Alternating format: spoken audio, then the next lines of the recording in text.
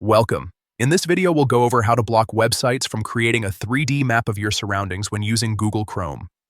This is an important privacy step, especially if you don't want sites to use your camera or sensors to build spatial data around you. It only takes a few moments, so let's begin.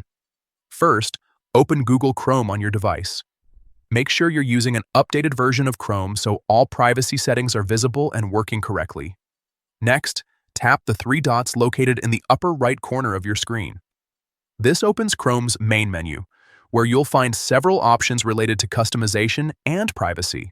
From here, scroll down and select Settings. Under the Settings page, look for Site Settings. This section controls what kind of permissions each website can request.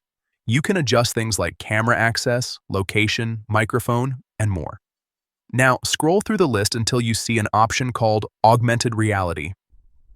This feature allows websites to use your camera and sensors to create 3D versions of your environment.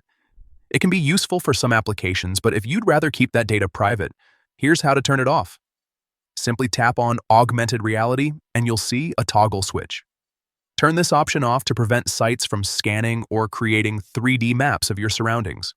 Once toggled off, Chrome will block any future requests from websites trying to access that data through AR features. And that's it.